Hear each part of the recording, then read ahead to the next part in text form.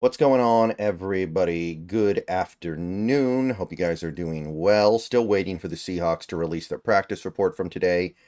Should come a little bit later, and I will have stuff to say about it when it comes out, but I have some other things to say about something completely unrelated and maybe not directly related to the Seattle Seahawks even, because there's been an NFL trend over the last few years that is starting to become a long-term problem for the league, I think. And it has to do with young quarterbacks and how they're developed and how they're played early in their careers. Something's going on. And I understand that this tweet is obviously cherry picking the worst examples. There are successful examples of young quarterbacks in the league right now. But this tweet is listing out a collection of quarterbacks aged 26 to 22 that have either been given up on or are in the process of being given up on, right? They're at different points in the timeline, and maybe a couple of them could circumvent it and end up looping back around to somewhere good. But if you go down the list or up the list from the bottom, you got Kenny Pickett. He's already been traded. He's already been given away, and he's a backup.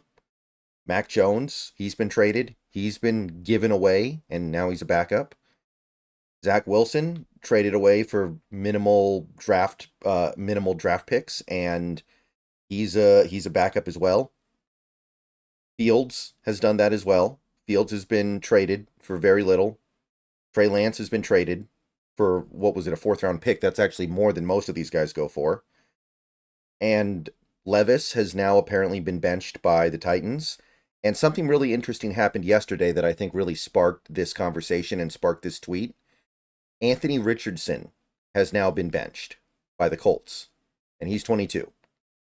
Bryce Young has been benched, obviously. Now he's got his starting job back, but it doesn't seem like something that's going to be necessarily indicative that Carolina now thinks he's a great quarterback and they want to stick with him going forward.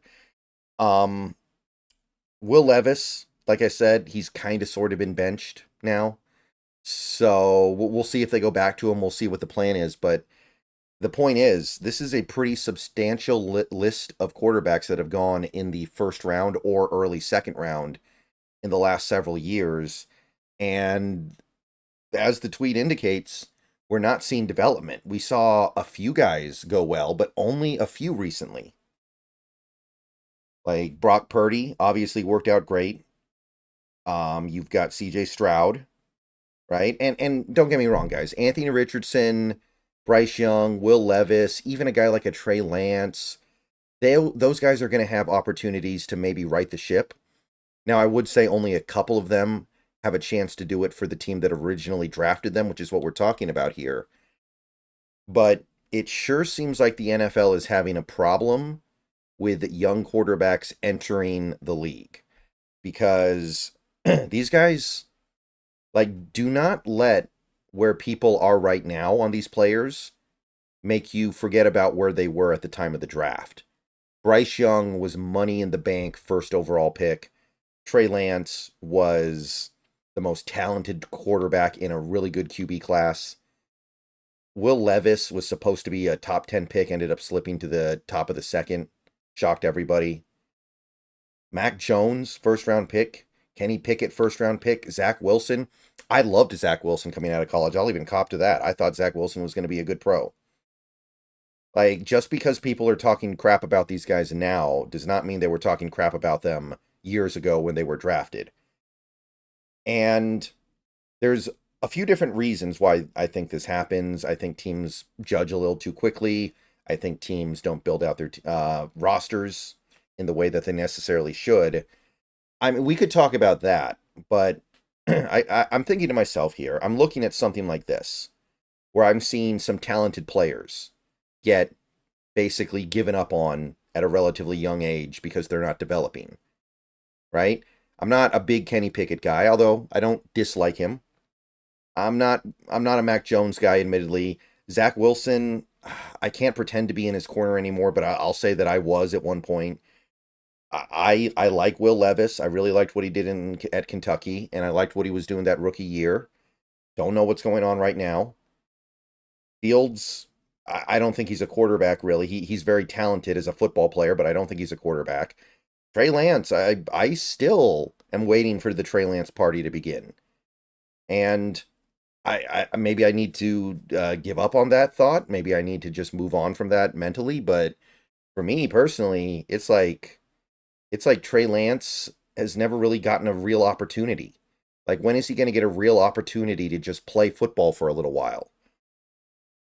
And Anthony Richardson might be the most talented quarterback prospect I've ever seen. What he can do physically is unhuman. Not a big Bryce Young guy, but there is some talent there. So the point is, these guys, they still have all their talent, right?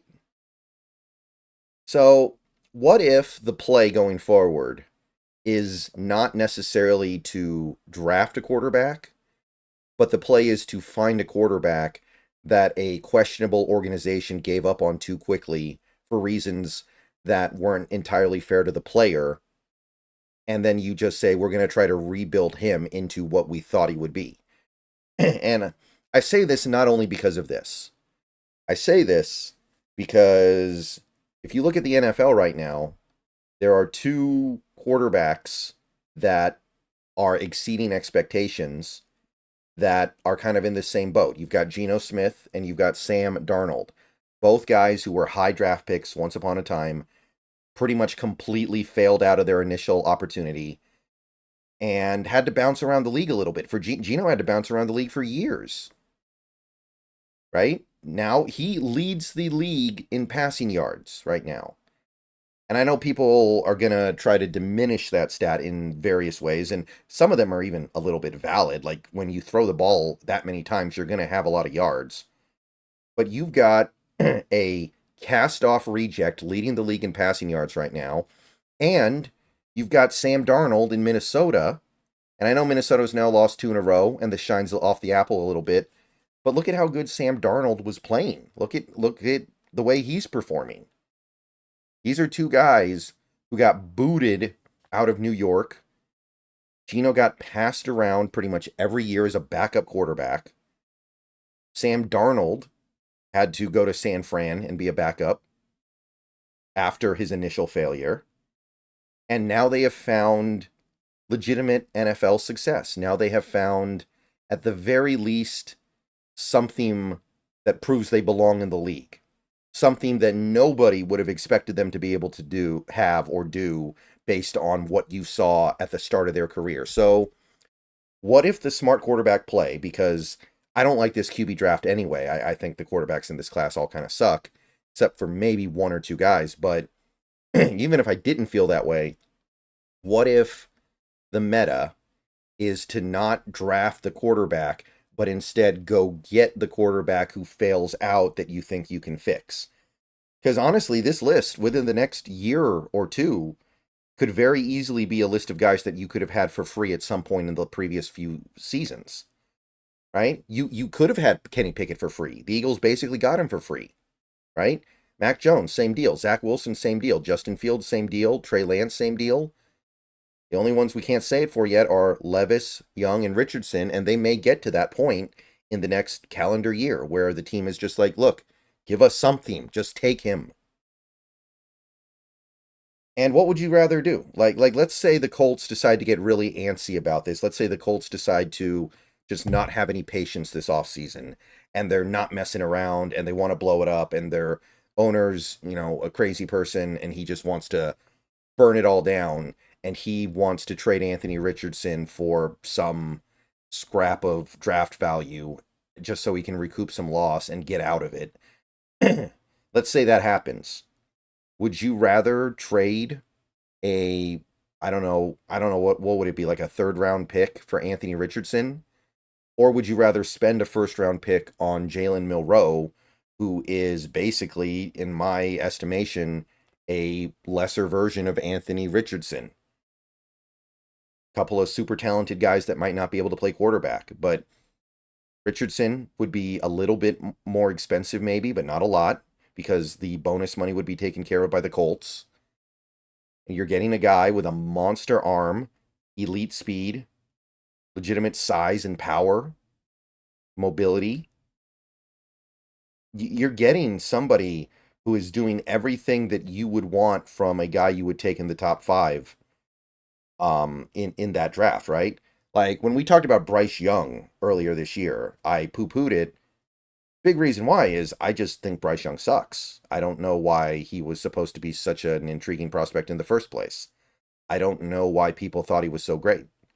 And I don't think that's worth a reclamation project. But a guy like Anthony Richardson, yeah, I would take a shot at a reclamation project on him. If it works, think about how good you'd be for the next decade plus if you wanted to be. Even a guy like Trey Lance.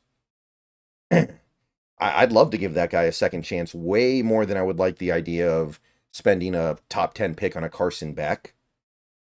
And even if the draft class is good, maybe this is just the way things work now. Quarterbacks have to fail out that first time unless they're, it's a very special spot like CJ Stroud going to the Texans there or Brock Purdy going to the Niners. Maybe it's just maybe it should become the norm. Maybe it should become the common thought that, hey, these guys are going to fail initially because the NFL has a quarterback development problem, like the bottom of the tweet says. By the way, this got tweeted out many, many times yesterday. I think this was the original tweeter. I'm not 100% sure. But serious question. Like, would you rather draft Riley Leonard in next year's draft at like the 3rd round? Or would you rather give up a 5th round pick to see if you can fix Will Levis? What about that? Think about it. See you guys later. Go Hawks.